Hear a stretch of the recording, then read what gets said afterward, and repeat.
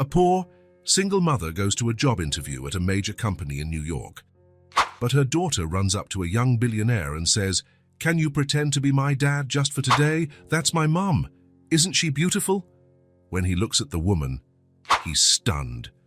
The alarm went off at 6 in the morning, but Anne had already been awake for at least an hour, staring at the ceiling while mentally rehearsing answers to potential interview questions. This wasn't just any opportunity, it was the chance she needed to finally achieve financial stability after years of struggling on her own. "Mommy!" Claire's sleepy voice sounded at the bedroom door. Wearing unicorn pajamas, the little girl rubbed her eyes with one hand while clutching her well-worn stuffed bunny in the other. Anne smiled, momentarily pushing aside the anxiety that was consuming her. "Good morning, my love. You woke up early today." "So did you," Claire replied, shuffling her feet toward the bed and climbing up with her mother's help. "Today's the day you go to that big company." "Yes, it is," Anne confirmed, tucking a stray lock of her daughter's messy hair behind her ear. "And you're coming with me?" Claire's face lit up. "I am," she exclaimed, suddenly wide awake. "I get to see where you're going to work. You'll see where I might work," Anne corrected, trying not to raise expectations for her daughter or herself. If everything goes well in the interview. Anne's original plan was to leave Claire with their neighbor, Mrs. Rose, who often helped watch the little girl when needed. However, the older woman had called the previous night to say she had to travel to care for her sick sister. Anne's other options, her mother and her sister, lived in another state. With no other choice, she'd have to take Claire along. Breakfast was rushed. Anne dressed her daughter in the prettiest blue dress she had, brushed her hair, and secured it with a ribboned headband that matched the dress. "Remember what we talked about, Claire?" Anne asked as she applied her own makeup, trying to cover the dark circles under her eyes. "Today you need to be a very well-behaved princess," Claire finished, swinging her little legs from the kitchen chair. "I won't make noise or run around." "That's right, and if you behave, we might stop by the ice cream shop afterward." "Promise?" "I promise." Anne sealed the deal with a kiss on her daughter's forehead. Throughout the entire bus ride, Anne mentally recited her resume, her qualifications, and the answers she would give. The job at ABP Enterprises would mean not only better pay, but also health insurance for Claire and more stable hours. It would mark the end of months of temp jobs and financial uncertainty. When they finally arrived at the impressive steel and glass building, Anne felt a lump in her throat. Maybe bringing Claire wasn't such a good idea after all. What if the company frowned upon a candidate who shows up with a child? But there she was. There was no turning back. "Wow, Mommy. It's so tall," Claire exclaimed, tilting her head back to try to see the top of the building. Anne gave her daughter's hand a gentle squeeze. "It is. Shall we go in?" The lobby was even more impressive than the exterior. Marble floors, a decorative fountain in the center, leather sofas, and ornamental plants strategically placed. Claire stared at everything with wide-eyed admiration. Anne approached the reception desk, where a stern-looking woman checked her ID and confirmed her interview time. 12th floor, main conference room. "You'll be called in about 15 minutes, the receptionist said, casting a quick glance at Claire. "Thank you," Anne replied, leading Claire to one of the sofas. But the little girl was far too fascinated to just sit. The constant movement of people, the ringing phones, everything was new and exciting to her. Anne could barely focus on her final mental review for the interview while trying to keep Claire close. "Mommy, look at that pretty fountain," Claire said, pointing to the water feature in the center of the lobby. "Can I go see it up close?" "You can, but don't put your hand in the water, okay? And stay where I can see you." Claire nodded enthusiastically and walked over to the fountain, admiring the coins shining at the bottom. Anne kept an eye on her, dividing her attention between her daughter and mentally reviewing the main points she wanted to highlight in the interview. That's when Claire, seemingly bored with the fountain, turned her attention to the area near the elevators. One man in particular caught her eye. Tall, dressed in an impeccable suit, with a well-groomed haircut and an air of authority about him. Anne was checking her documents in her folder when she realized Claire was no longer by the fountain. Her heart pounded until she spotted the child near the elevators, approaching an executive. Before Anne could stop her, Claire was already tugging on the man's suit jacket. "Mister," Claire's childish voice rang clear. The man turned, surprised, and bent down slightly to the child's eye level. "Yes? Can you pretend to be my dad just for today? That's my mom." "Isn't she beautiful?" Claire asked with the typical innocence of a child, pointing toward Anne. Anne arrived at that exact moment, her cheeks burning with embarrassment. "Claire, I'm so sorry, sir. She's—" Anne began apologizing, gently pulling Claire by the arm, not yet looking directly at the man. "She has a big imagination." "It's all right," the man replied, in a voice that made Anne freeze instantly, a voice she knew all too well, a voice she hadn't heard in years, but could never forget. When she finally lifted her gaze, the impact felt like a punch to the stomach. Standing there was Thomas, the same Thomas who had left her without an explanation years ago, the same man she had sworn never to see again. His eyes widened in recognition, his mouth opening slightly in surprise. "Anne?" he murmured, disbelief evident in his tone. The world seemed to slow down around them. The lobby's bustle, the chime of the elevators, all of it turned into distant noise as they locked eyes. "Thomas," was all she managed to say, her throat suddenly dry. 1,000 questions, recriminations, and memories flooded her mind. What was he doing there? Did he work for that company? The terrible possibility that he might be involved in the position she was interviewing for began to form in her thoughts. The receptionist's voice over the sound system broke the moment. "Ms. Anne Martins, please proceed to the 12th floor for your interview." Claire looked curiously from her mother to the elegant man, not understanding the tension that had suddenly filled the air. "Mommy, do you know him?" she asked, tugging on Anne's hand. "Yes, sweetheart," Anne answered, regaining her composure. "We knew each other a long time ago."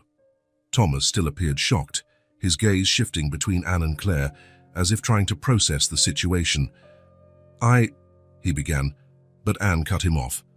"I have to go. My interview," she said firmly, mustering all the composure she could.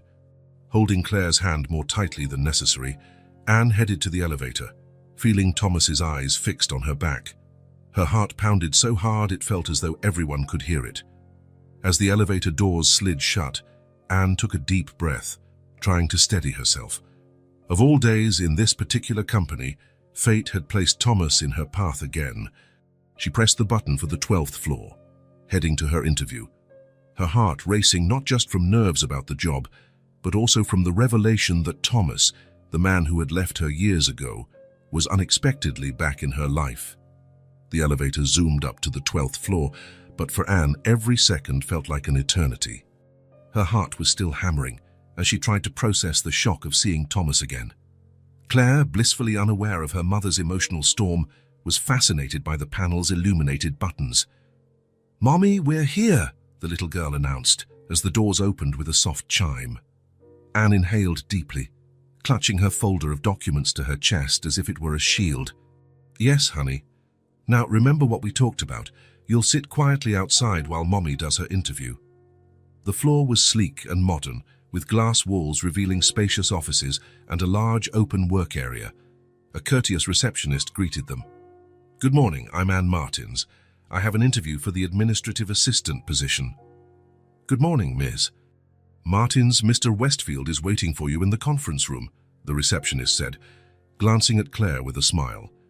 "We have a small waiting area with some books and crayons if your daughter would like to keep busy." Anne thanked her and guided Claire to the indicated area, settling her on a comfortable sofa. "You'll stay right here, okay? Mommy won't be long." "Will that nice man be there?" Claire asked, already flipping through a picture book from the table. Anne swallowed hard, still unsure if Thomas would actually be the interviewer. Maybe it was just a terrible coincidence, and he had nothing to do with the hiring process. "I'm not sure, sweetie." "Now be a good girl, all right?" Claire nodded, immersed in the colorful illustrations. Anne adjusted her blazer, checked her reflection in a nearby mirror, and walked toward the room the receptionist had pointed out. Approaching the door, she saw through the glass the familiar silhouette of Thomas, seated at the head of the conference table, reviewing documents she assumed were her resume. Her suspicion was confirmed. Thomas Westfield, the man who had abandoned her years ago, would be her interviewer. Anne knocked softly and entered after hearing a response. Thomas looked up, and for a brief moment, his controlled expression faltered. He stood, extending his hand mechanically. "Miss Martins, please have a seat." Anne shook his hand, noticing the faint tremor in his grip. Even that brief, professional contact unleashed a torrent of memories she struggled to suppress. "Thank you, Mr. Westfield." They both sat, and an uncomfortable silence lingered for a few seconds as Thomas organized the papers on the table, clearly trying to regain his composure. "I see you applied for the administrative assistant position," he finally said, his tone artificially neutral. "Do you have experience in that role?" "Yes," Anne replied, grateful he'd started with professional topics. "I worked as an administrative assistant at JL Consulting for 2 years, scheduling meetings, organizing documents, and providing support to the sales team." Thomas nodded, making notes. "And after that?" "In the past few years, I've worked as a receptionist in medical offices and also took on temporary office assistant roles in different companies." She didn't mention that temp jobs had been her only option after Claire's birth, when she needed more flexible hours, nor that she'd left her last job 2 months earlier when the company downsized. Thomas continued with questions about computer skills, phone etiquette, and file organization. Anne answered crisply, staying professional and avoiding any hint that they shared much more than a casual conversation once upon a time. Still, it was impossible not to notice how he occasionally looked away, how his jaw clenched when she spoke at length, or how his fingers tapped lightly on the table, signs she recognized from when he used to be nervous. "You mentioned proficiency with Excel and document management systems. Could you elaborate on your experience with those tools?" he asked, keeping his eyes on the paper, avoiding prolonged eye contact. As Anne described her experience with spreadsheets and digital filing, her mind split between the technical explanation and the memories pushing to the surface. She recalled Thomas 6 years ago in the small cafe where they'd met, his captivating smile. She newly graduated and full of dreams. She remembered weekends at the beach, the plans they'd made, the promises, and then, the most painful memory, the day he simply disappeared. A brief message saying he needed time, that he wasn't ready for the commitment she seemed to want. 2 weeks later, upon discovering her pregnancy, Anne tried desperately to contact him. To no avail. Disconnected numbers, unanswered emails, mutual friends claiming he'd moved abroad. "Ms. Martins." Thomas's voice pulled her back to the present. "I asked about your scheduling availability." Anne blinked, quickly refocusing. "Oh, yes. I'm available for full business hours, but I have some limits on overtime due to personal commitments," she said, thinking of Claire. "But I can adjust with advance notice." Thomas jotted something down, and Anne sensed he understood the implication. "And about your daughter?" he asked unexpectedly, surprising her with the direct mention. "I noticed she's here with you today." Anne tensed, unsure of his intentions. Was this relevant to the interview, or was he fishing for personal information? "Claire is quite adaptable," she answered carefully. "I have a support network to watch her when necessary." Thomas nodded slowly, finally meeting her gaze for the first time since she'd entered the room. "She seems like a lovely child." Anne couldn't determine if there was a hidden meaning in his words. Could Thomas be suspecting something? Had he done the math regarding Claire's age? "Thank you," was all she said, deciding not to elaborate. Thomas cleared his throat, returning his attention to the papers. "Well, your experience as an administrative assistant appears to fit what we're looking for," he continued in a professional tone. "We need someone organized and efficient to support the management team. I'm known for my organizational skills and my ability to prioritize tasks," Anne replied, thankful for the shift back to business. "I handle multiple demands simultaneously and keep everything in order." For almost 40 minutes, the interview proceeded, with Anne demonstrating her administrative experience while both carefully avoided the elephant in the room, their past and unasked questions about Claire. Finally, Thomas closed the folder containing Anne's resume and clasped his hands on the table. "I believe we've covered all the necessary points, Miss Martins. We have a few more candidates to interview, but you'll be notified of our decision soon." "I appreciate the opportunity," Anne said, rising to her feet. "ABP is a company I've always admired, and I'd be very happy to be part of the team." Thomas stood as well, hesitating briefly, as though wanting to say more. For an instant, Anne glimpsed the Thomas she once knew, vulnerable, uncertain, before his professional facade returned. "It was interesting to learn about your professional background," he said formally, extending his hand once more. Anne accepted the handshake, acutely aware of the double meaning behind every word. "Likewise," she replied, holding his gaze firmly, refusing to show how deeply this reunion had shaken her. Leaving the conference room, Anne felt emotionally drained, as though she'd run a marathon. She couldn't tell if the interview had gone well professionally. She had answered all the questions competently, but the palpable tension between them might have affected his evaluation. Claire was still on the sofa, now happily drawing on a notepad the receptionist had presumably given her. "Mommy, look what I made!" she exclaimed, holding up a colourful sketch of 3 stick figures that Anne guessed were herself, Claire, and a man.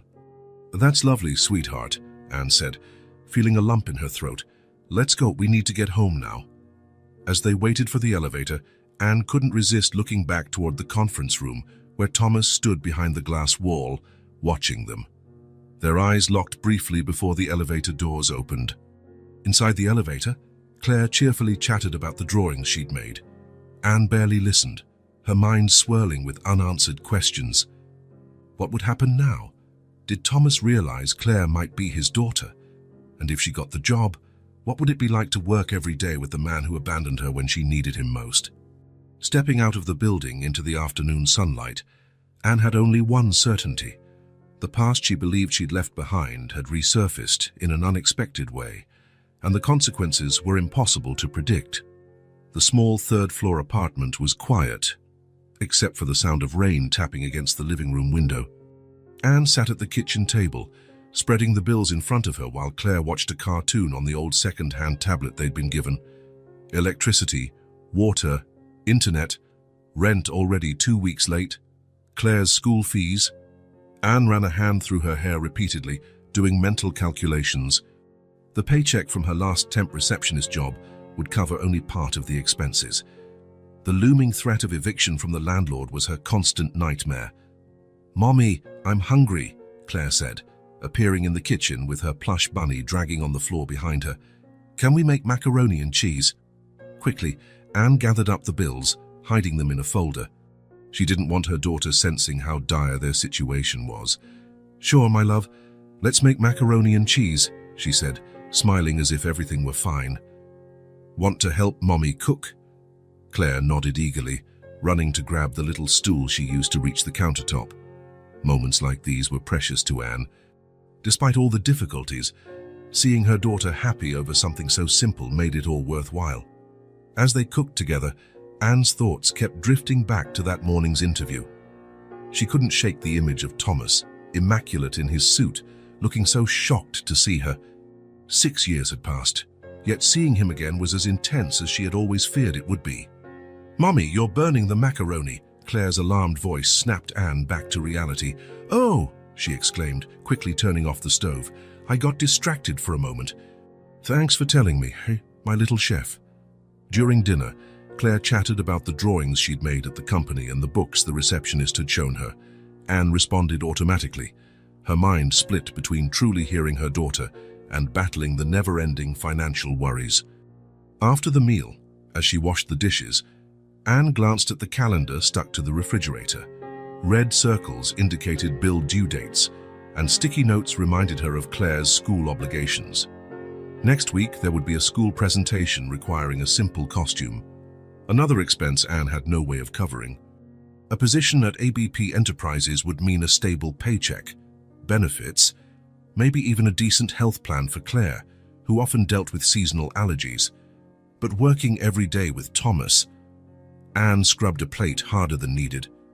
"Mommy, that fancy man at the company is really handsome, isn't he?" Claire asked suddenly, appearing by her side with her empty cup. Anne choked on her own saliva. "Which man, Claire?" The one you know. He was in that room with you. The receptionist said he's the director of an important department. Anne sighed. Of course Thomas would hold an important position. He had always been ambitious and talented. He must have built a successful career while she'd been juggling temp jobs and single motherhood. Yes, he's a high-level businessman. He smiled at me when we were leaving from the door of his office, Claire continued, handing Anne the cup to rinse. Do you think he'll let you work there? That innocent question hit right at Anne's deepest fear. If Thomas had the final say, would their personal history work against her? Or worse, would he figure out Claire's age and do the math? I don't know, sweetheart. There are other candidates too, she replied, trying not to build up false hopes. Now let's get you in the bath before bedtime. In the small bathroom, as she lathered shampoo into Claire's hair and listened to her daughter hum a school song, Anne's mind drifted back 6 years. Her relationship with Thomas had been intense and filled with plans. He had just graduated top of his class and received several job offers. Anne was still in her last semester of college. They'd talked about moving in together after she graduated. Thomas spoke of building a solid career, and she dreamed of working in a marketing firm. Everything seemed perfectly aligned until the morning Anne woke up to find only a message on her phone. I need time to figure out what I really want. I think we're moving too fast. I'm sorry, but I need to find my own path now. No further explanation, no face-to-face talk. She had tried calling, texting, even going to his apartment, but Thomas had simply vanished. Friends said he had accepted a job out of state. 2 weeks later, Anne found out she was pregnant. Her desperate attempts to reach him went nowhere. His number was disconnected. Emails got no response. A friend said Thomas had traveled overseas. It was as if he had evaporated. "Mommy, the water's cold," Claire complained, snapping Anne back to the present. "Sorry, honey," she said, rinsing her daughter's hair and wrapping her in a soft towel. After the bath, Anne helped Claire into her pajamas and sat on the edge of the bed for their nightly story. A ritual they never skipped, no matter how tired Anne was. That night, Claire chose a book about a family of rabbits having adventures in the forest. "Mommy, why don't I have a dad like Lily in my class?" Claire asked suddenly, stopping the reading. Anne felt her chest tighten. It wasn't the first time her daughter asked that question, but it never got any easier to answer. "Some families are different, my love. Some have a mom and a dad. Some just have a mom, others just a dad, and some have 2 moms or 2 dads. But where's my dad?" Anne took a deep breath before answering. "Your dad lives very far away, and he couldn't stay with us." It wasn't a complete lie, but neither was it the whole truth. How to explain abandonment to a child without making her feel unloved? "So he didn't want to meet me?" Claire asked, her large, curious eyes locked on her mother's face. "It's not that, sweetheart. It's complicated. When you're older, we'll talk more about it, okay?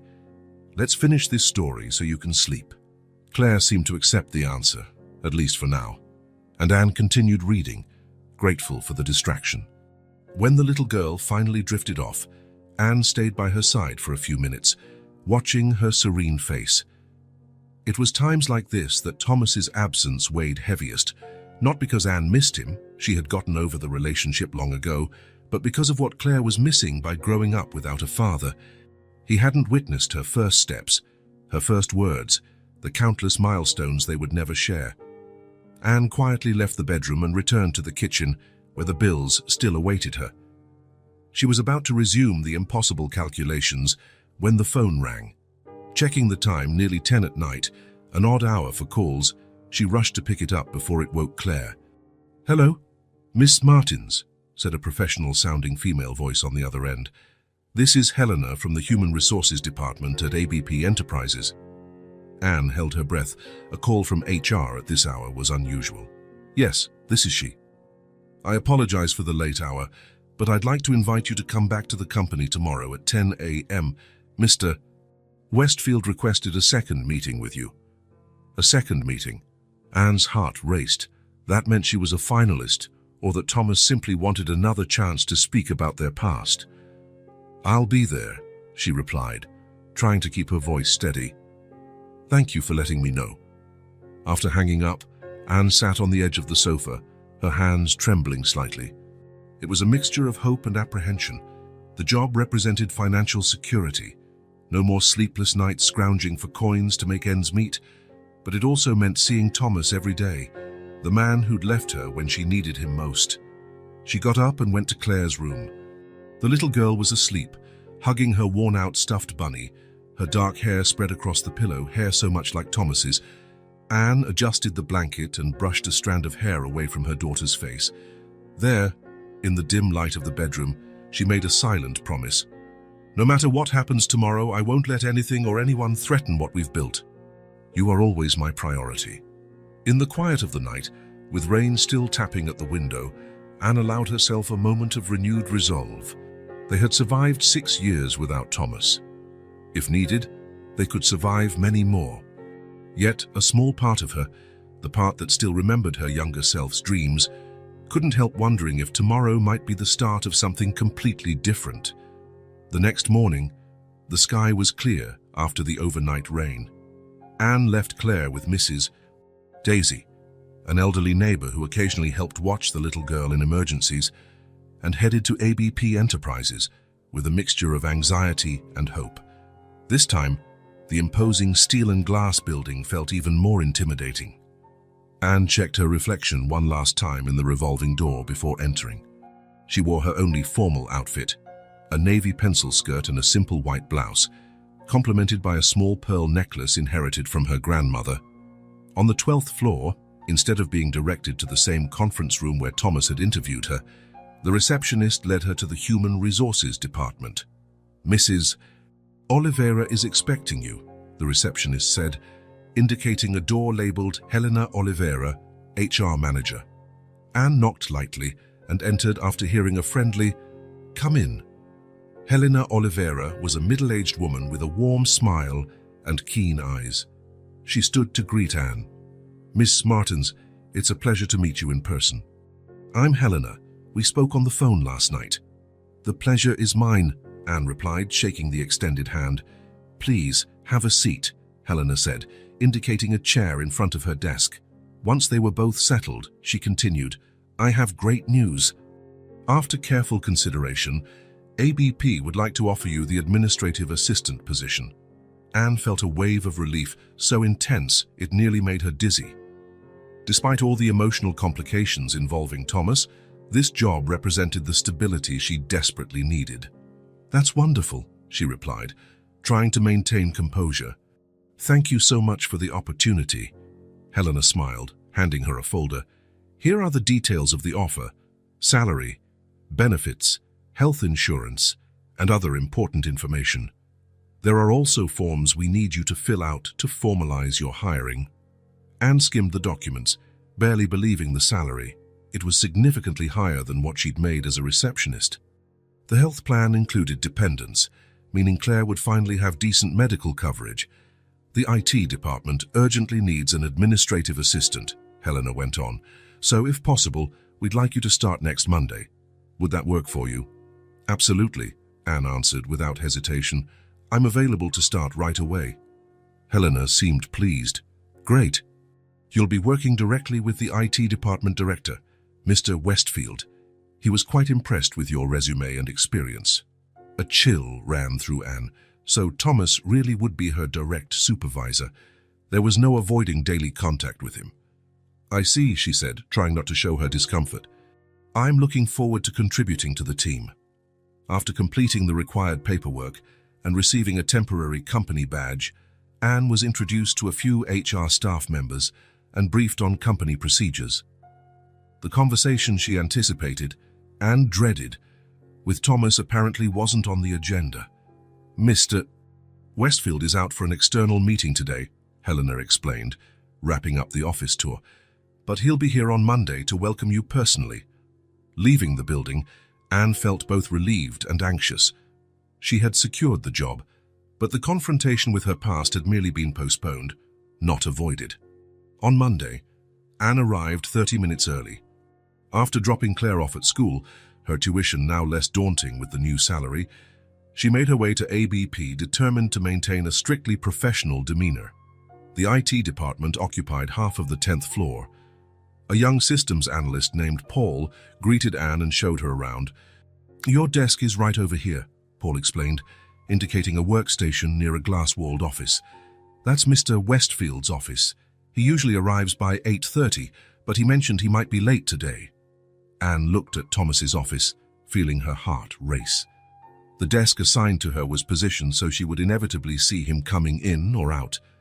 As his administrative assistant, she would be in constant contact. Paul demonstrated the phone system, the shared files, the break room, and the department's meeting area. Everyone they passed was friendly, greeting her with curious smiles. "The team here is really nice," Paul commented. "The only one who sometimes seems a bit distant is the boss, but he's fair, demanding but fair." Anne nodded, not trusting herself to say anything about Thomas. She was organizing her desk when she heard commotion in the hallway. Thomas had arrived, talking with two executives. He wore a grey suit she'd never seen before, but his profile and posture were exactly as she remembered.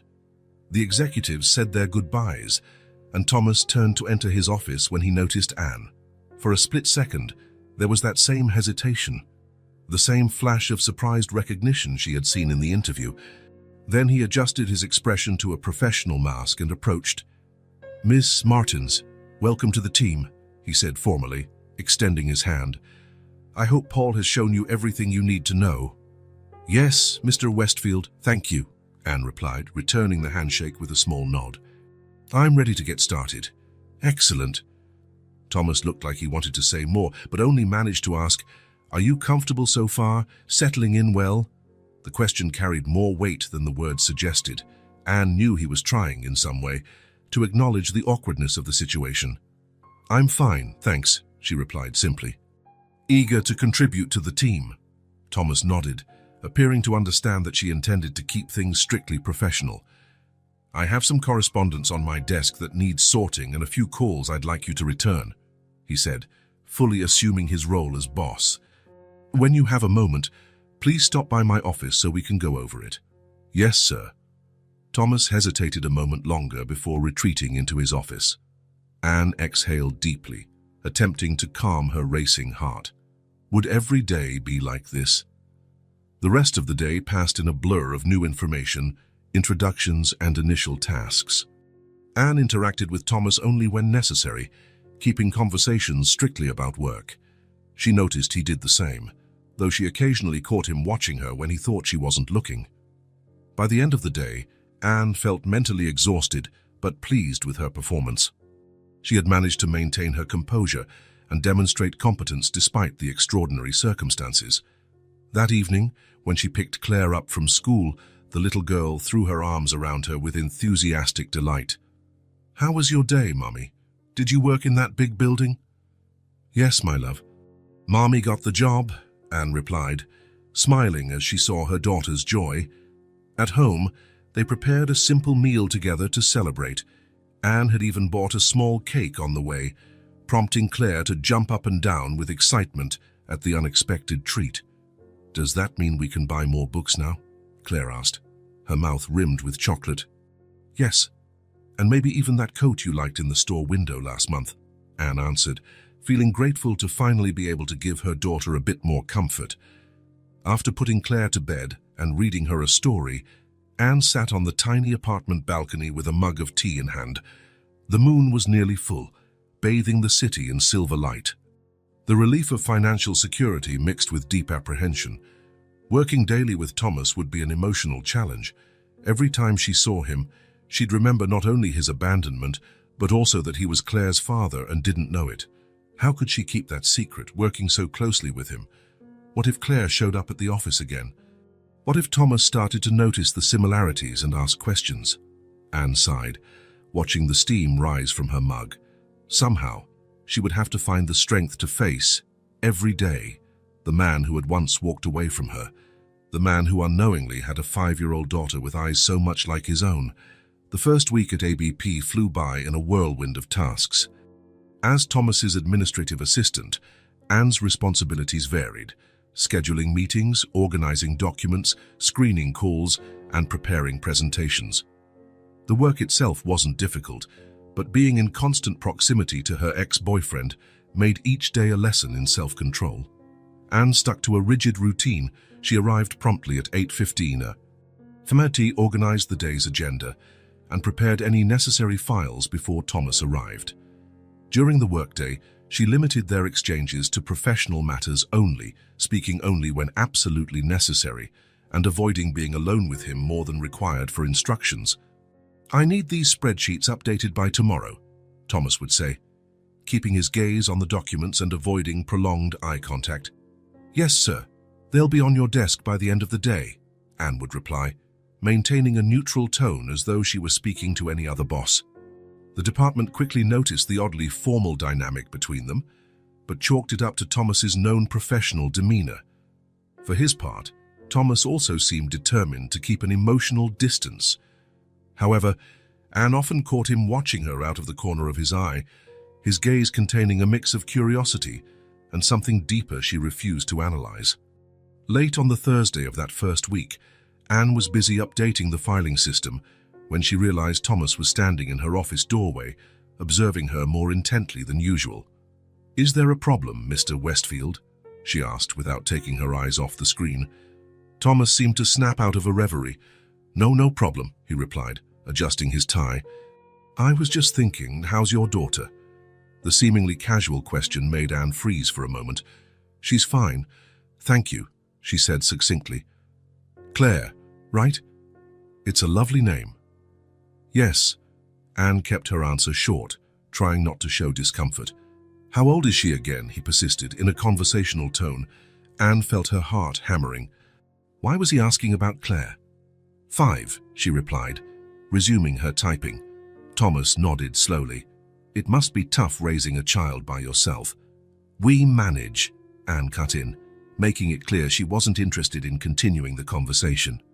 Thomas seemed to get the message and backed off, excusing himself for a call he needed to make. But the encounter left Anne uneasy for the rest of the day.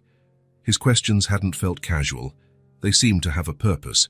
What Anne couldn't know was that in his office, Thomas was increasingly consumed by a suspicion that had started when he first saw Claire tugging his jacket in the lobby, asking him to pretend to be her dad.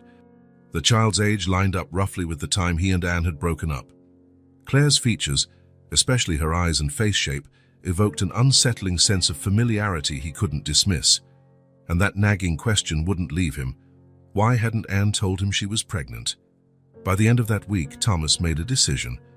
After making sure Anne had left, he headed to the Human Resources Department. "Helena, I need to review the file of one of our employees," he said, using his authority as a department director. "Of course, Mr. Westfield, whose file is it?" Helena asked helpfully. "Anne Martin's, my new administrative assistant." Helena nodded and accessed the system. "Anything specific you're looking for?" "Yes," Thomas hesitated momentarily. "I need details about her health plan coverage for dependents. We're reviewing our benefits." It was a transparent excuse, but given his position, no one would question it. Helena showed him Anne's file on the screen, allowing him to see her personal information. As expected, Claire was listed as a dependent, but under father's name. It simply read, "Not provided." Thomas thanked Helena and left, more troubled than before. The lack of paternal information was, in itself, significant. Could be coincidence, but combined with Claire's age and resemblance, it reinforced his suspicions. That night, in his luxurious 10th-floor apartment, Thomas stared at the city through the panoramic window, a glass of untouched whiskey in hand. The possibility that he had a 5-year-old daughter he'd never known weighed on him like a lead weight. He recalled the abrupt end to their relationship. He'd received an irresistible offer to work abroad, an opportunity he believed essential to his career. Afraid a serious relationship would hold him back, he ended everything in a cowardly way, through a text.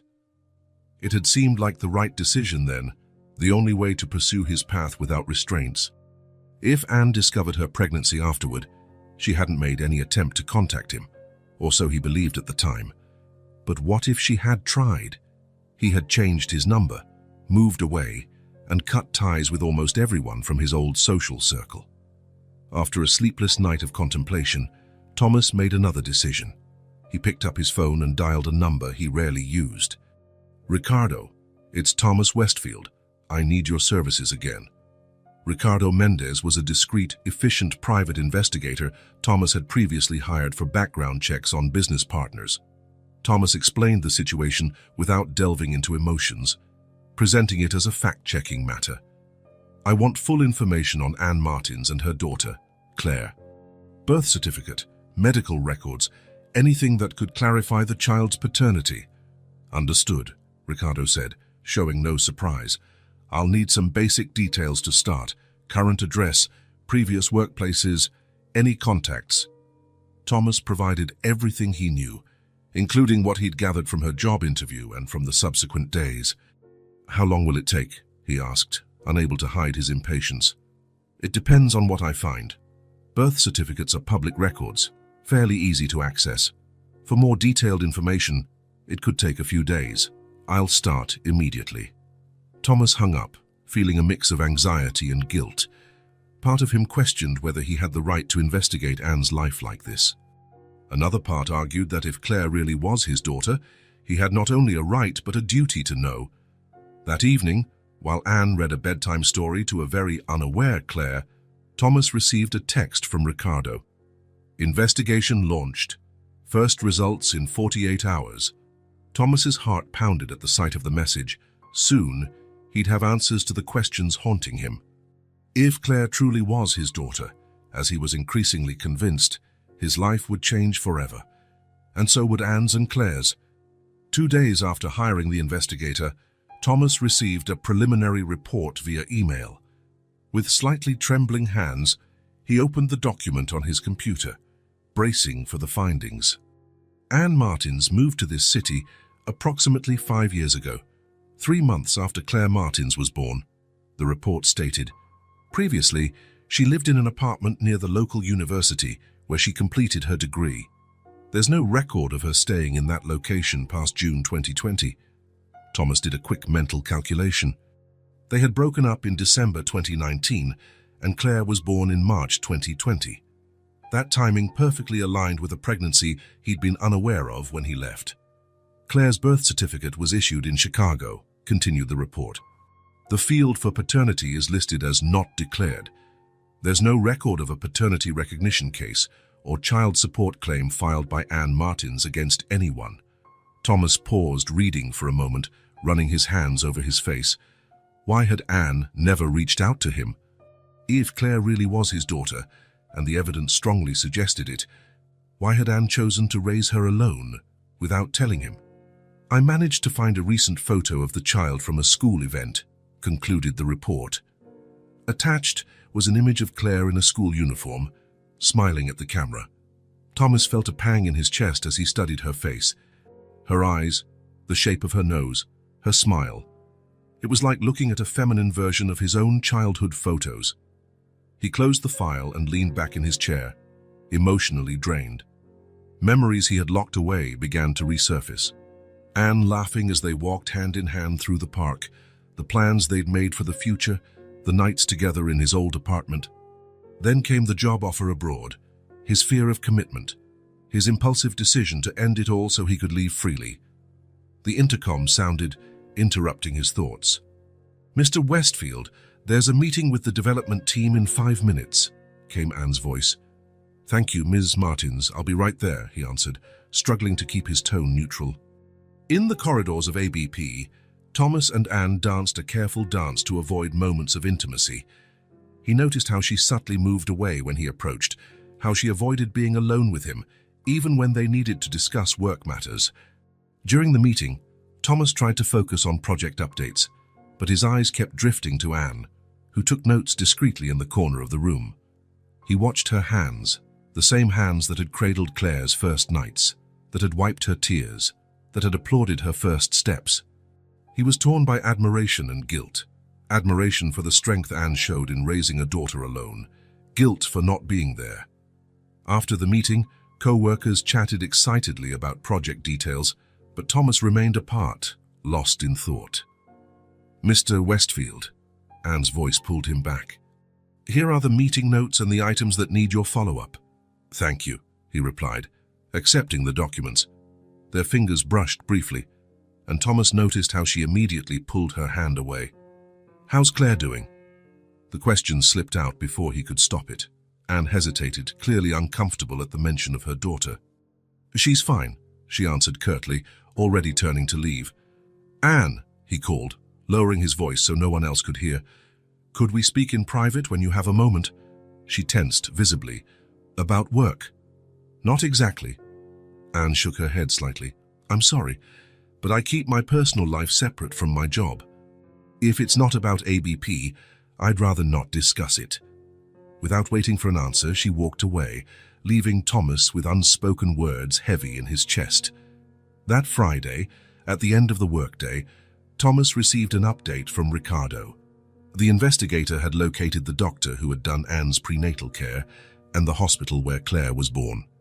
He attached something significant, a scanned copy of Claire's complete birth certificate. Thomas studied it carefully. Mother's name, Anne Martins. Father's name, not declared. Date of birth, March 15th, 2020. And then one detail made his heart pound. Claire's blood type was O negative, just like his, a relatively rare type. It wasn't definitive proof, but combined with everything else, there was little doubt left. Thomas filed the document away and looked through the glass wall at the space where Anne worked. She was shutting down her computer, getting ready to leave. Thomas made a decision. He couldn't go on with this uncertainty. He needed direct answers, and only Anne could provide them. He texted Ricardo, "Suspend the investigation for now, I'll address this directly." Then he called Anne on the intercom. "Ms. Martins, before you go, could you please step into my office?" A minute later, Anne knocked softly and entered, maintaining a neutral expression. "Did you need something, Mr. Westfield?" Thomas drew a deep breath. "Yes. I'd like to speak with you on Monday after work. Would you be able to stay a bit later?" Anne frowned, suspicious. "May I ask what this is about?" Thomas paused briefly, carefully choosing his words. "It's an important matter we need to discuss in private." Anne's face turned slightly pale, her fingers tightening around her purse strap. "Maybe we can handle this during working hours," she suggested, her voice noticeably tense. "I'd prefer after hours," Thomas insisted, keeping his voice low but firm. "It won't take long." A tense silence filled the space between them. Thomas could see the conflict in Anne's eyes, the fear and apprehension. "Monday after work," he reiterated gently. "Please," Anne finally nodded, more out of resignation than agreement. "I'll be here." After she left, Thomas remained in his office, his heart pounding. He adjusted his tie in a nervous gesture. He was determined to confront Anne for definitive answers about Claire's paternity. Monday arrived with an undercurrent of tension. Throughout the day, Thomas and Anne kept their distance, speaking only when absolutely necessary. Their co-workers sensed the heavy atmosphere, exchanging curious looks as the two avoided even being in the same room alone. As quitting time neared, Thomas felt his heart pounding faster. He had rehearsed the conversation in his head countless times over the weekend, but nothing seemed adequate for the magnitude of what he was about to discuss. Anne, for her part, spent the day with a knot in her stomach. She had left Claire with Mrs. Daisy again, warning that she might be late due to a work meeting. The little girl was disappointed, but Anne promised to make it up to her. By 6 p.m., the department gradually emptied. One by one, employees said their goodbyes, leaving the floor in deepening silence. Thomas stayed in his office, arranging and rearranging documents that didn't really need organizing, just to occupy his hands and mind.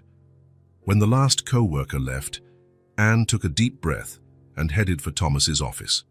She knocked lightly and entered after hearing his voice. "Close the door, please," he said, standing up. Anne did so and remained by the entrance, as if preparing for a quick escape if needed.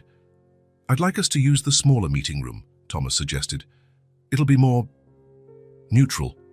Without waiting for a reply, he picked up a folder from his desk and guided Anne to a small room at the end of the hallway, usually used for informal meetings. Its glass walls provided acoustic privacy while maintaining the transparency the company required for after-hours meetings. Thomas closed the door and gestured for Anne to sit at the round table, taking a seat opposite her. For a few moments, silence hung between them, heavy with untold history and unasked questions. "Thank you for staying," Thomas began, his voice huskier than he intended. "I didn't have much choice," Anne replied, her hands clasped tightly in her lap. "You're my boss." Thomas shook his head. "We're not here as boss and assistant. We're here as two people who share a past and who," he hesitated, searching for the right words, "possibly share much more in the present." Anne stiffened but remained silent, her expression carefully composed. Thomas opened the folder, taking out some documents. "I've been thinking a lot about our reunion and about Claire these past few days. I don't see why my daughter should be any concern of yours," Anne said, her voice tense. "Because there's a chance she's my daughter too," Thomas answered directly, watching Anne's reaction closely. Her face paled, but she didn't look surprised. It was as though she'd been expecting this moment since the day they'd bumped into each other. "What makes you think that?" she asked, her tone suddenly weary. Thomas laid out the documents on the table. "The dates line up, Anne. We broke up in December 2019 and Claire was born in March 2020. That puts her conception around June or July 2019 when we were still together." He slid a copy of Claire's birth certificate to the center of the table. "There's no father's name listed. And you moved out of Chicago 3 months after her birth, basically disappearing from your previous social circle." Anne looked at the document, her fingers trembling slightly. "You investigated my life?" she asked, her voice a mix of indignation and hurt. "I needed to understand what was happening," Thomas justified. "From the moment I saw Claire, something felt familiar. Her eyes, her smile. It's like looking at my own childhood photos." He took a deep breath before continuing. "Anne, I believe Claire is my daughter." The silence that followed was deafening. Anne's gaze dropped to the table as if seeking strength in its surface. "Why didn't you tell me?" Thomas finally asked. "Why raise a child on your own when her father could have—" "Her father," Anne interrupted, her voice rising for the first time. "The father who disappeared from my life with one text, who changed his number and moved without giving an address. That father?" "I didn't know," Thomas defended himself. "How could I know you were pregnant?" "I tried to find you," she said, tears welling in her eyes. "I called, emailed, looked for your friends. No one knew where you were, or if they did, they wouldn't tell me." Thomas felt guilt tightening in his chest. It was true. When he decided to leave, he severed all ties, fearing any connection would hold him back. "She's my daughter, isn't she?" he asked directly. His eyes locked on Anne's. Anne held his gaze for a long moment before finally letting out a defeated sigh. "Yes," she whispered, "Claire is your daughter." Even though he already suspected, hearing it from Anne's lips felt like a physical blow. Thomas leaned back in his chair, reeling from the realization that he had a 5-year-old child he'd only seen twice in his life. "Why did you hide it from me, even after we saw each other again?" Anne wiped away a tear that had escaped. "At first, I couldn't find you. Later, I learned to live without you. And when we ran into each other," she shook her head, "I was afraid of what you'd do, whether you'd try to take Claire from me or reject her and hurt her the way you hurt me." "I'd never do that," Thomas protested. "Really?" Anne asked, bitterness creeping into her voice. "You left me with no explanation, Thomas. You vanished when you found a better opportunity. Why would it be any different with Claire?" Thomas had no immediate answer. It was true he had abandoned Anne selfishly, prioritizing his career over their relationship. "I was young and immature," he finally admitted. "I made choices I regret. But that doesn't justify you keeping my daughter from me for 5 years." "It justifies it for me," Anne replied, her voice steady despite the tears. "You weren't there when I was sick in the early months of pregnancy. You weren't there for the birth, for the night she had a fever, for her first day of school. I built a life for us alone, with no help from you." With every word, Thomas felt the weight of his mistakes piling higher, crushing him with guilt over moments he could never get back. "I'm here now," he said, his voice thick with emotion. "I want to be part of her life. I want to know my daughter, Anne." "And if you decide to leave again?" she asked, fear evident in her tone. Claire is a sensitive child. She already wonders about her father. If I let you into her life and you get bored and walk away—" "That won't happen," Thomas cut in firmly. "I've made many mistakes, but I won't repeat that one. She's my daughter. I want to be there for her to make up for lost time." Anne abruptly stood, her emotions finally spilling over. "Lost time," her voice rose. "You talk like you're a victim of circumstance. You chose to leave, Thomas. You chose your career over us. I didn't choose to be a single mother, to spend sleepless nights worrying about bills and fevers and the future. You have no idea what it's been like raising Claire alone." Her words struck Thomas like arrows. She was right. Years ago, he made a choice, and now he stood before the consequences. A daughter he didn't know, and a woman scarred by his abandonment. "You're right," Anne said, grabbing her purse. "Claire is your daughter, but that doesn't erase what you did or give you the right to show up now demanding a place in her life. She's not a project you can pick up when it's convenient." She headed for the door, tears flowing freely down her face. Thomas stood but didn't stop her physically, respecting her space. "I'm not demanding anything," he said, struggling to stay calm. "I'm only asking for a chance to meet her, to be the father I haven't been." Anne looked back at him one last time, her hand on the doorknob. "I need time to think. This isn't about you or me, it's about Claire." Without waiting for an answer, she opened the door and left quickly, leaving Thomas alone with the truth now confirmed. Thomas collapsed into a chair, his mind filled with images of a little girl with big eyes and a familiar smile, a girl who shared his blood yet didn't even know his name, a daughter he hadn't seen grow up. He covered his face with his hands, overwhelmed by the years lost and the irreparable mistakes. But amid the pain and regret, a fierce determination took hold. Claire was his daughter, and he would do whatever it took to make things right. The apartment was quiet when Anne returned. Claire had fallen asleep at Mrs. Daisy's place. The older woman had agreed to keep her until late. Anne thanked her neighbor and carried her sleeping daughter up to their own apartment, gently laying her in bed. Sitting on the edge of Claire's bed, Anne watched her daughter's peaceful face, so unaware of her mother's emotional turmoil. She lightly brushed a strand of dark, wavy hair off the child's forehead, the same wavy dark hair Thomas had. Out on the small balcony, with an untouched cup of tea in her hands, Anne let the memories engulf her. The positive pregnancy test, initial happiness quickly replaced by despair when she realized she'd face it alone. The phone calls that went nowhere, the emails that got no replies. She remembered the labor, the nurse who held her hand instead of Thomas, the first few months with Claire, sleepless nights, financial sacrifices, and temp jobs where she sometimes had to bring the baby because she had no one to watch her. "I did what was right," she whispered into the night. "I had no other choice." Maybe it had been wrong to hide the truth from Thomas, even after she'd seen him again. But how could she trust the man who had left so heartlessly? How could she risk Claire experiencing that same rejection? Across the city, in his upscale apartment, Thomas also couldn't sleep.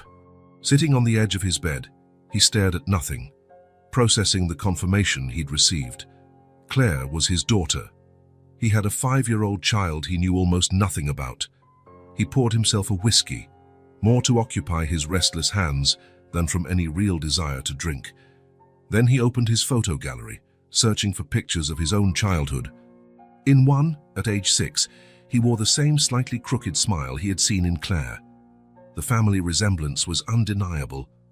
5 years, he muttered into the empty room. "I've lost 5 years of her life." Guilt consumed him.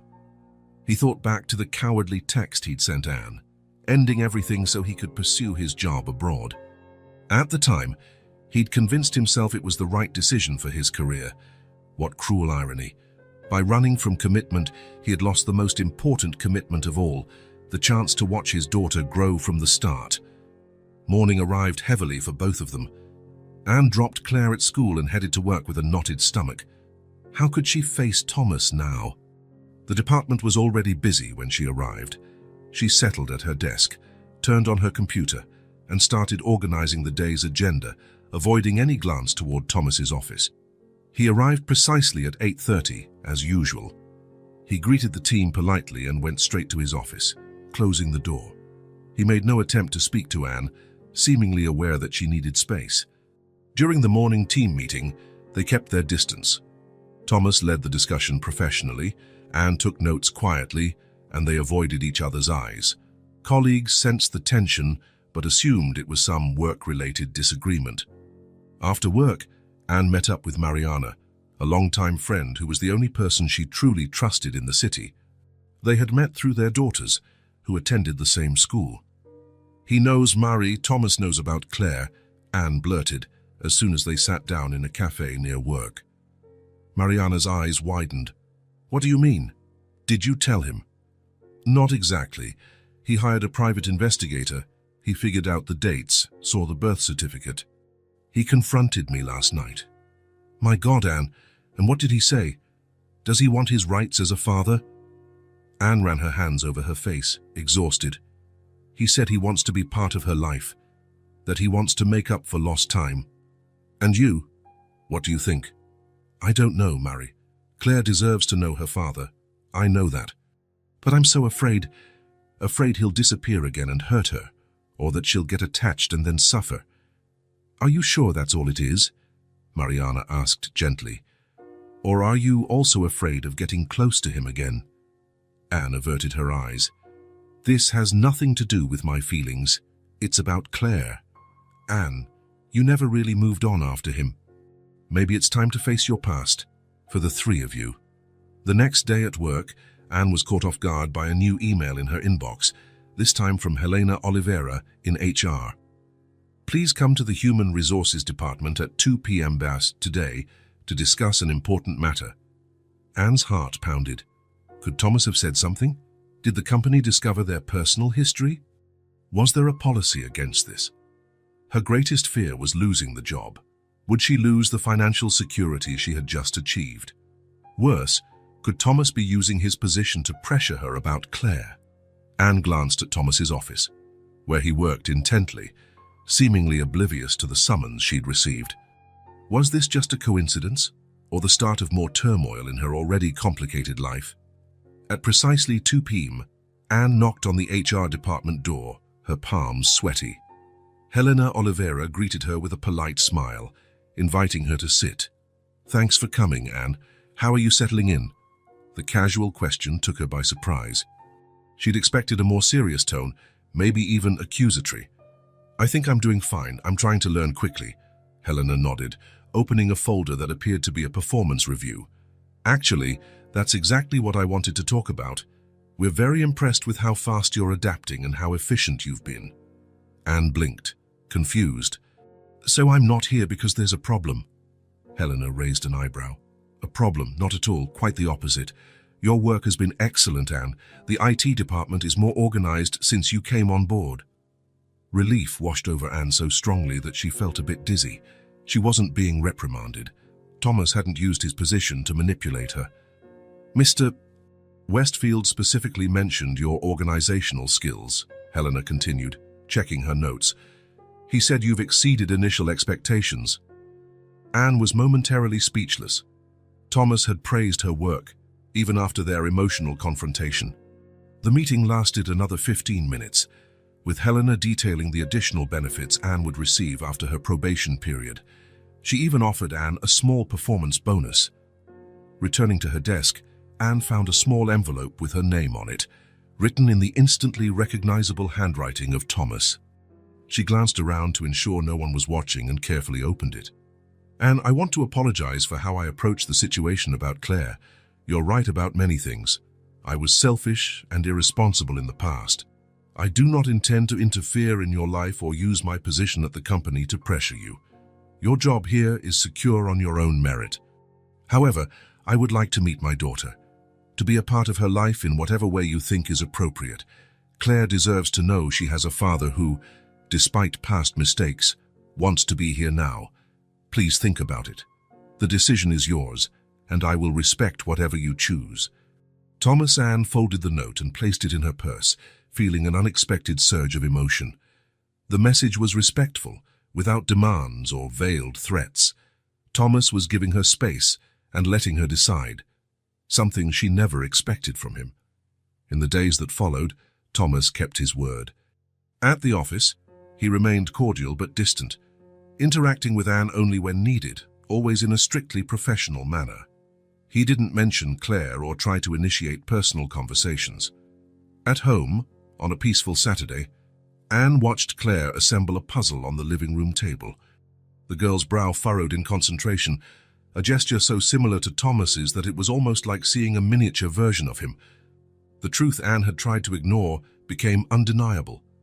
Claire carried her father in every gesture, every expression.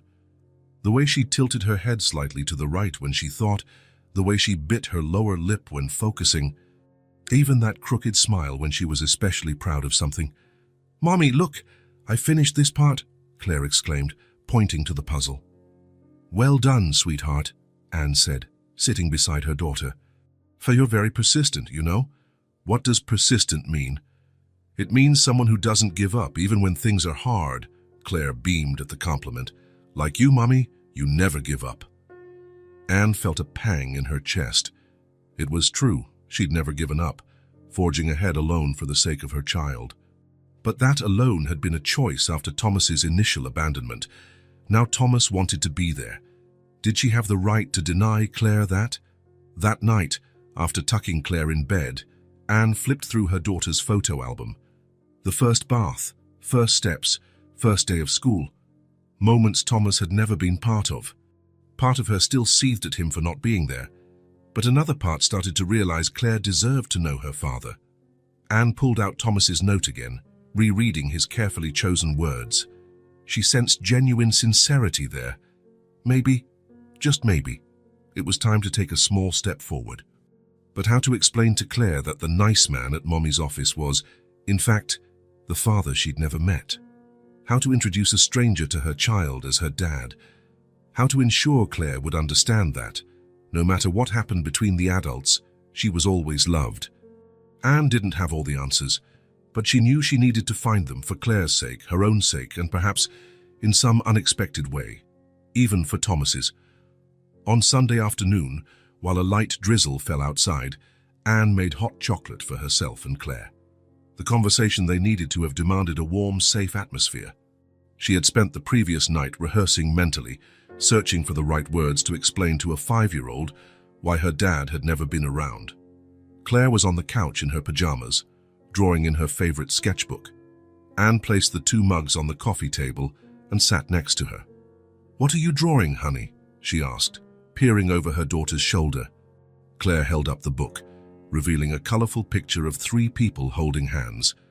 "That's us," she explained excitedly. "Me, you, and Grandma." Anne smiled despite the ache in her heart. Soon, Claire's family drawings might include one more person. "It's beautiful. Hey, let's set the drawing aside for a bit. I made us some hot chocolate." Claire immediately dropped her pencil and grabbed her mug with both hands, blowing gently before taking a small sip. It's yummy," she said, sporting a chocolate mustache. Anne gently wiped her daughter's face with a napkin, bracing herself to begin. "Claire, remember that day we went to the big company where Mommy works now?" The little girl nodded excitedly. "Yes, the huge building with the pretty fountain. That's right. Do you remember the man we met near the elevator? The one wearing the suit?" Claire frowned in thought, then her face lit up in recognition. "The handsome man. Who's your boss now?" "Yes, that one," Anne confirmed, taking a deep breath. "His name is Thomas." Claire repeated the name under her breath, testing it out. "Thomas," she said, then smiled. "It's a nice name." Anne set her mug down and turned more fully toward her daughter, taking the little girl's hands in hers. "Claire, there's something very important I need to tell you about him." The child looked at her mother curiously, big eyes reflecting the seriousness she sensed in Anne's tone. "What is it, Mommy?" "Thomas isn't just my boss. Anne hesitated for a moment, then pressed on, her voice gentle but firm. "He's your father." Claire froze momentarily, eyes wide. Anne could almost see the gears turning as her daughter processed the information. "My dad?" she repeated in a small, uncertain voice. "That man is really my dad?" Anne nodded, watching her daughter carefully. "Yes, sweetheart, Thomas is your dad." Claire set her mug on the table, her expression growing serious in a way rarely seen on her usually cheerful face. "Then, why has he never come to see us before? Why wasn't he at my birthday parties?" The question, though expected, still struck Anne like an arrow. How to explain abandonment without vilifying Thomas, but also without distorting the truth? "It's complicated, my love," Anne began cautiously. "When you were in my tummy, Thomas and I broke up. He moved very far away and didn't know I was expecting you." Claire tilted her head, obviously trying to understand. "He didn't know I existed." "No, sweetheart.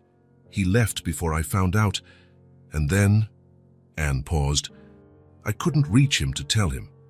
It wasn't the complete truth, but it was a simplified version Claire could grasp without carrying the heavier, more painful details. "So when he came back," Claire pressed, surprising Anne with her insight. "When we saw him at the big building, you didn't tell him." Anne felt a lump in her throat. Her 5-year-old daughter had pinpointed the most delicate part of the issue. "At first, I was scared." "Scared of what? Is he mean?" "No, not that." Anne stroked Claire's hair. "I was afraid that if I told him, things might change for us. I was afraid you might get hurt." It was a half-truth. She was afraid Claire would be hurt, yes, but she was also afraid of reliving her own pain at Thomas's hands. "But now he knows he's my dad." "Yes, he does. He found out recently." "And is he happy?" Claire asked, an anxious note in her voice that broke Anne's heart. "Very happy," Anne said. "And that at least seemed true from Thomas's reaction. He really wants to meet you." Claire's face lit up with a smile. "I want to meet him too. Can I, Mommy? Can I meet my dad?" Anne inhaled deeply. For days she had considered every possibility, every risk, but seeing the hope in her daughter's eyes, she realized she could no longer avoid the inevitable. Claire deserved to know her father. "Yes, you can meet him." Claire gave a small jump of joy, clapping her hands. "When? Today? Tomorrow?" Anne smiled at her daughter's typical impatience. "Not so fast, little one. First, I need to talk to him and arrange a good time. You should also understand this will be new for all of us. We'll need to take it slowly, okay?" "Okay," Claire agreed, slightly less excited but still smiling. "Can I bring my bunny when I go see him?" "Of course you can." "And can I show him my drawings?" "I'm sure he'll love to see them." "And tell him I can tie my shoes all by myself?" Anne laughed, relieved at her daughter's positive reaction. "You can show him everything you want, my love." Claire grew thoughtful for a moment, fiddling with the hem of her pajamas. "Mommy, what should I call him? Dad?" The question caught Anne off guard. She hadn't thought that far ahead. "That's something you two can decide together when you meet." "There's no rush." Claire nodded, apparently satisfied, and went back to sipping her now lukewarm hot chocolate as though the conversation had been about the weather. Anne, however, felt emotionally exhausted yet strangely relieved. The truth was out, and the sky hadn't fallen. Claire wasn't traumatized or crying. She was excited about meeting her dad. That night, after putting Claire to bed, Anne sat on the balcony with her phone in hand. She typed a message to Thomas. "I talked to Claire about you being her dad. She took it well and wants to meet you. We can arrange a meeting in a neutral place, maybe a cafe. Would Sunday afternoon work for you?" She hit send, watching the screen as 2 check marks indicated the message was read. Almost immediately, 3 dots appeared, showing that Thomas was typing. Anne realized she was holding her breath. His reply arrived seconds later. "Thank you, Anne. It means a lot. Sunday is perfect. You choose the place and time, whatever's best for Claire. I'm nervous, but so excited to finally meet her." Anne reread the message several times, looking for any hidden nuance. She found only genuine gratitude and anticipation. She pocketed her phone and looked at the night sky, feeling that a significant page in their story had just been turned. All that remained was to see how the next chapter would be written. The week following Anne's talk with Claire went by in slow motion. At work, she and Thomas stuck to purely professional exchanges, though they occasionally texted about logistical details for the meeting. "I suggest Cafe Haven in Green Park," Anne wrote. "It's quiet, has a small play area, and isn't usually crowded on Sundays."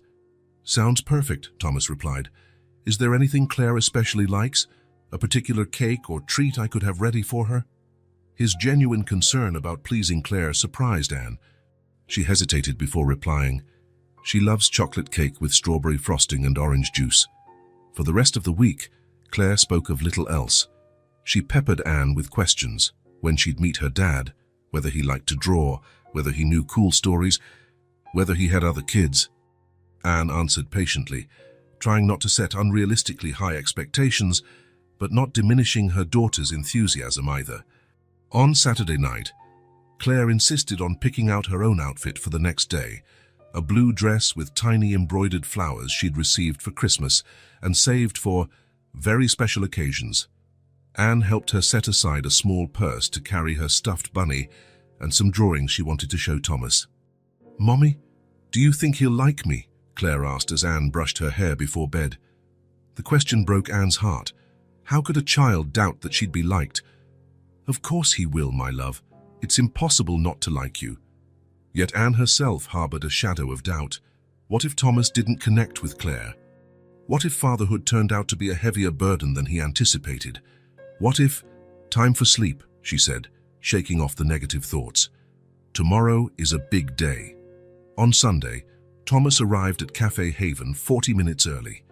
He wore dark jeans and a light blue shirt, much more casual than his usual corporate suits. He ordered an Americano and chose a table at the back, near the small play area but not too exposed. His hands trembled slightly around the coffee cup. He'd faced board meetings, tense negotiations, and presentations to hundreds of people, but nothing compared to the nerves he felt now. He was about to formally meet his daughter, a child who shared his blood but whom he hadn't known existed until weeks ago. What would he say to her? How would he explain his absence? How could he make up for 5 lost years? He had bought a gift after hours of indecision. He didn't want to seem like he was trying to buy her affection with expensive presents. He chose something meaningful instead, a picture book about a brave girl and her rabbit friend who explore the world together, recalling Anne's mention of Claire's beloved stuffed bunny. Every time the door opened, Thomas felt his heart jump. 15 minutes early, he spotted Anne and Claire crossing the street, hand in hand. The little girl wore her blue embroidered dress, her hair pulled back in a neat ponytail, holding a small bag that likely contained her bunny.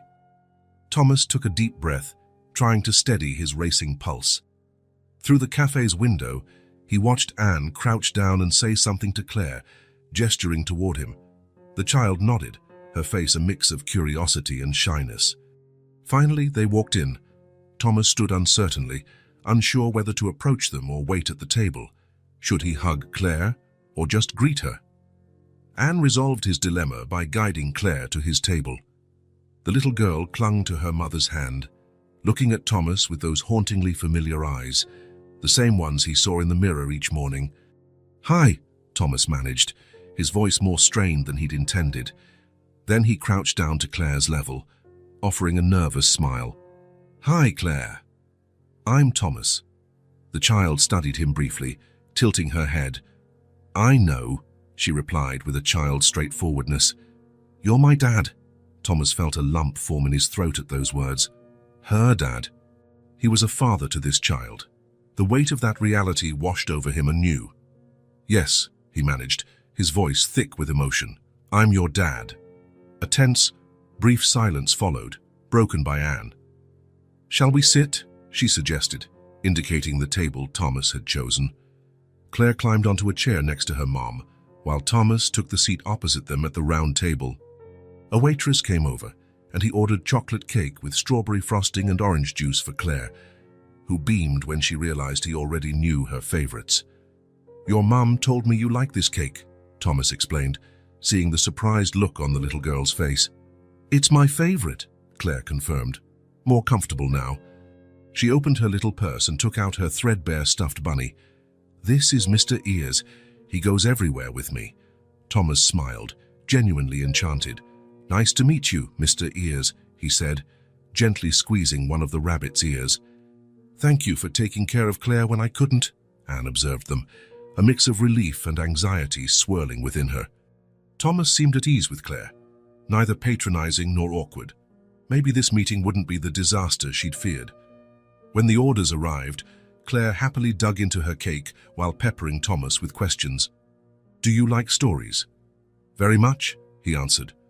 "When I was little, my favorite book was about a boy who built a treehouse." "Can you draw?" "Not very well, to be honest," Thomas confessed, chuckling. "Maybe you can teach me." Claire considered the idea. "I can. I'm really good at drawing for my age. My teacher always puts my pictures on the classroom wall." The conversation flowed surprisingly naturally, with Claire effortlessly steering it, leaping from one topic to another in that distinctly childlike way. Thomas followed her lead, answering with patience and genuine interest. Occasionally, he glanced at Anne for guidance when more sensitive topics arose. Eventually, as Claire sipped her juice, she asked the question they all knew was coming. "Why didn't you ever come see me before?" Thomas's smile faded, and he briefly locked eyes with Anne before replying. "Because I didn't know you existed, Claire," he said honestly. "I left before your mom found out she was expecting you. It was a very big mistake I made." "But now you know," Claire said, looking at him with those incisive eyes. "Yes, now I know," Thomas confirmed. "And I really want to get to know you, if you'll let me. I want to be part of your life. Like the dads of my friends at school, they pick them up and take them to the park." Thomas felt his throat tighten. So simple, yet so complicated. "Yes, like that, if your mum says it's okay," he added, glancing at Anne.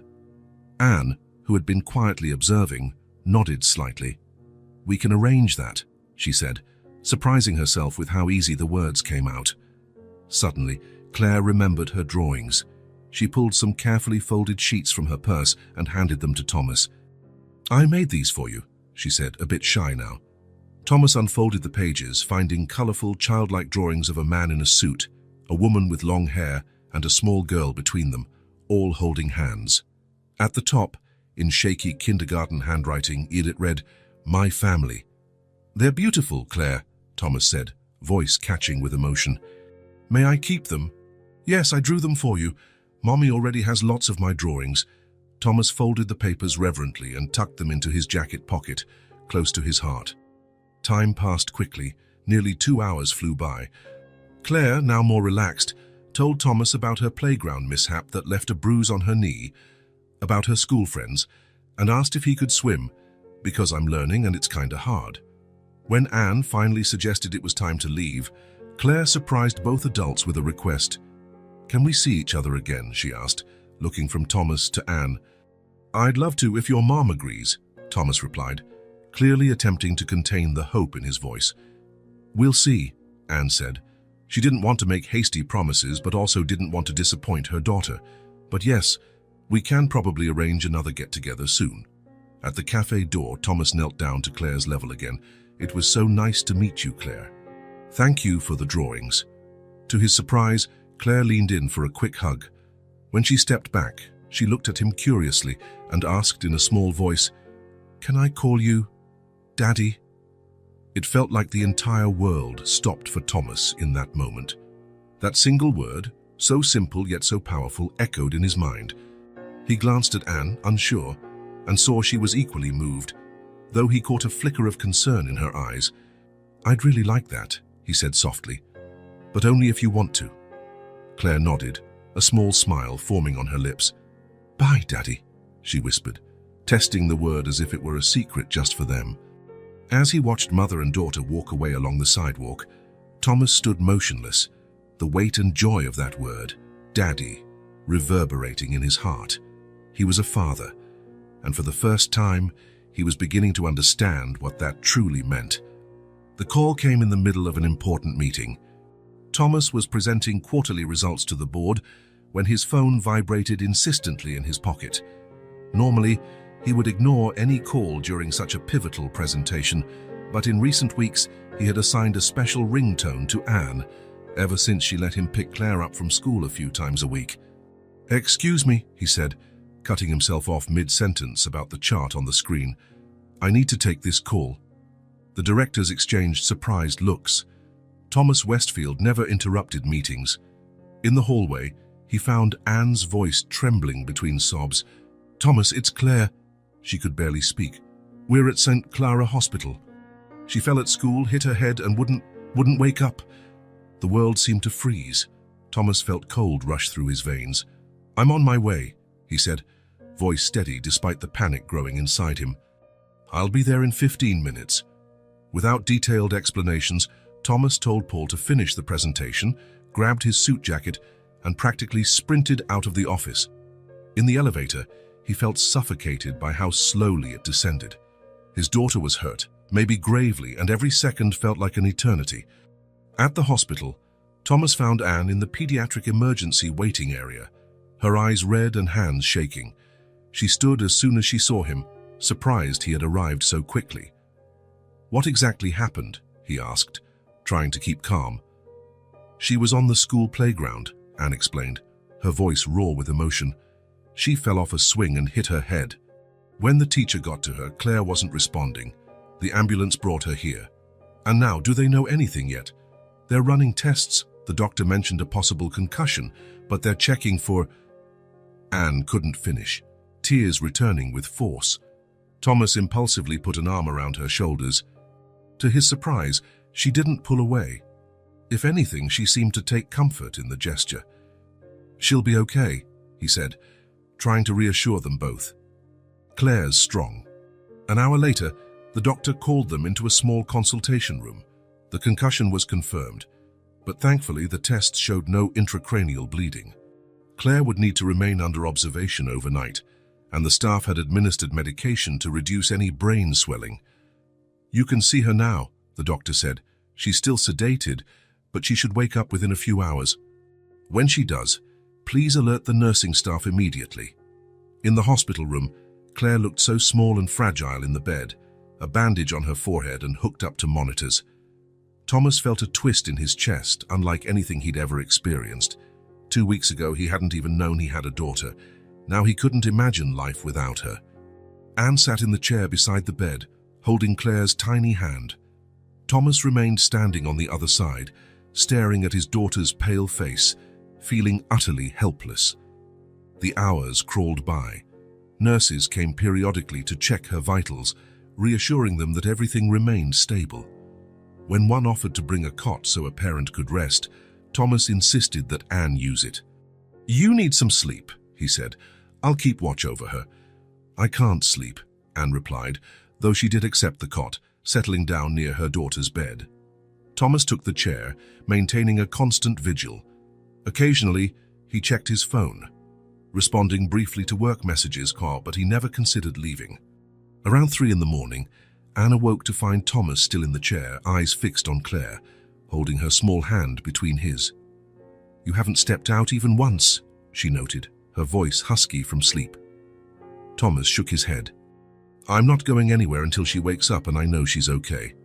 Anne sat up on the cot, watching him with a look of surprise and something else, possibly the stirrings of a trust she thought she'd lost. "Thank you for being here," she said at last, speaking softly and sincerely. "It means a lot to both of us." "6 years ago, I ran away from my responsibilities," Thomas said, meeting her gaze. "It was the biggest mistake of my life. I won't do that again, Anne. I won't abandon you two, no matter what." At that moment, a small movement in the bed caught their attention. Claire's fingers twitched, her eyelids fluttering as she tried to open them. Thomas and Anne both leapt up, positioning themselves on either side of the bed. When Claire finally managed to open her eyes, she seemed momentarily confused by the unfamiliar surroundings, until her gaze settled on the 2 worried faces hovering over her. A faint smile curved her pale lips as she saw both parents together. "Mommy, Daddy," she mumbled, her voice weak but audible. Thomas felt Anne squeeze his hand tightly, tears silently streaming down both their faces. In that moment of mutual relief, something shifted between them, a new understanding forged in the fear they'd felt and the certainty that either together or not, Claire's well-being would always be their highest priority. After a night of observation and additional tests the next morning, Claire was finally discharged. The pediatrician explained the necessary precautions for the next few days: rest, no intense physical activity, and an immediate return to the hospital if she showed any concerning symptoms such as excessive drowsiness, vomiting, toom, or severe headaches. Thomas listened intently to each instruction, taking notes on his phone while Anne dressed Claire in comfortable clothes she'd brought from home. The little girl, still a bit pale, was nevertheless back to her spirited self, talking about how she wanted to show Mr. Ears the real bandage on her head. "I'll get the car and bring it around," Thomas offered once the discharge papers were finalized. "That way you don't have to walk too far." Anne nodded, relieved at his thoughtfulness. Under other circumstances, she might have insisted she could handle it herself, but the past 24 hours had drained her. Thomas's presence, surprisingly, was more reassuring than tense. On the drive to Anne's apartment, Claire fell asleep in the back seat. Through the rearview mirror, Thomas watched his daughter, a mixture of gratitude and awe filling him. "She recovers fast," he said quietly, so as not to wake her. "She has your resilience." Anne glanced at him briefly, surprised by his remark. "She's always had to be strong," she replied, turning her gaze back to the road. "We had no choice." There was no accusation in her tone, just a statement of fact, but Thomas felt the weight of it. They'd had to be strong because he wasn't there. When they arrived, Thomas carried Claire carefully to her bedroom, following Anne's directions. The little girl hardly stirred as he laid her in bed. Anne covered her with a light blanket and placed her stuffed bunny beside her, gently kissing her forehead. In the small living room, an awkward silence settled between them. Thomas debated whether to leave or offer more help. Anne seemed similarly conflicted. "Would you like some coffee?" she finally asked, breaking the tension. "I think we both need it after last night." "I'd love some," Thomas answered, sensing how significant that invitation was. In the compact kitchen, Anne prepared coffee while Thomas sat at the table, taking in the space she and Claire shared. It was a modest place but warm, with children's drawings taped to the fridge and framed photos of Claire through the years on the walls. A whole life he hadn't been part of. "Thank you for being there yesterday," Anne said, setting 2 cups on the table and sitting across from him. "I don't know if I could have handled that alone." "You don't have to thank me," Thomas replied. "She's my daughter, too. I should have been there for all the tough moments before this." Anne took a sip of coffee, seeming to gather courage for what she wanted to say. "You know what hurt the most, Thomas. It wasn't just being abandoned. It was realizing what we had meant so little to you that you could discard it with a single text." The raw honesty of her statement hit Thomas like a physical blow. "I was selfish and cowardly," he admitted, looking her straight in the eye. "I was so afraid of commitment, of feeling trapped, that I didn't realize I was running from the best thing that could have happened to me." He paused, choosing his words carefully. "I'm not asking you to forget or forgive easily. I just want a chance to show I've changed, that I can be someone, Claire, and you can rely on."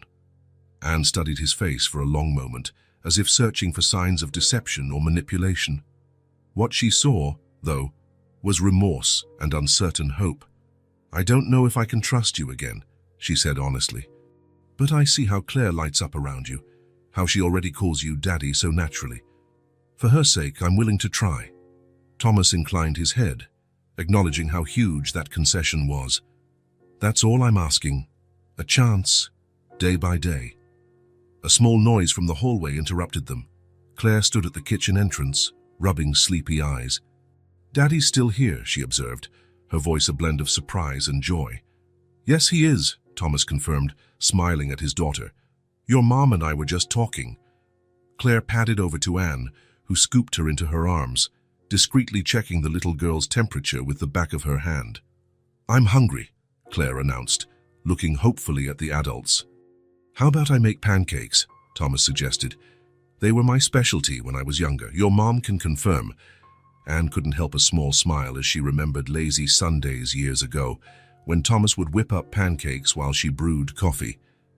"He does make very good pancakes," she told Claire, whose eyes lit up with anticipation. "With chocolate syrup?" the girl asked, looking at her dad with wide, hopeful eyes. "If your mum says it's okay, as much chocolate syrup as you want," Thomas replied, shooting Anne a questioning glance. "Just for today, because it's a special day." Anne relented, swayed by Claire's excitement. The next few hours passed in a bubble of almost surreal normalcy. Thomas flipping pancakes in the tiny kitchen, Claire doodling at the table, Anne setting the table and occasionally helping him find utensils. To an outsider, they might look like any regular family sharing a Sunday meal. After the impromptu lunch, the three settled on the sofa to watch an animated movie Claire chose. The little girl nestled between her parents, leaning comfortably against both of them, as though the arrangement was the most natural thing in the world. Thomas caught Anne's eye over Claire's head. They exchanged a silent glance that spoke volumes. There was a long road ahead, scars that needed time to heal, trust that had to be rebuilt day by day. But in that moment, sitting side by side with the daughter they shared, there was also an unspoken promise to try, not necessarily for their own sakes, but for the small life they had created together. When Claire dozed off, her head resting on Anne's lap and her feet across Thomas's legs, he reached his arm across the back of the sofa and gently touched Anne's shoulder. "Thank you," he whispered, "for letting me be part of this." Anne placed her hand over his for a brief moment. "One day at a time," she answered softly, but there was a slight smile on her lips. Outside, the sun began to set, painting the sky in shades of gold and pink. A new day would dawn, bringing its own challenges and uncertainties. But for the first time in 6 years, Anne wasn't facing them alone. And Thomas, who had once run from commitment, was now finding in it the purpose he'd always been searching for. Claire shifted in her sleep, a small smile forming on her lips, as though even in her dreams she sensed the promise of better days ahead. The family that had never truly existed before was finally starting to take shape. If this story touched your heart, subscribe to the channel and turn on notifications so you don't miss the next ones. Leave a like because it helps this story get recommended to more people. See you in the next story.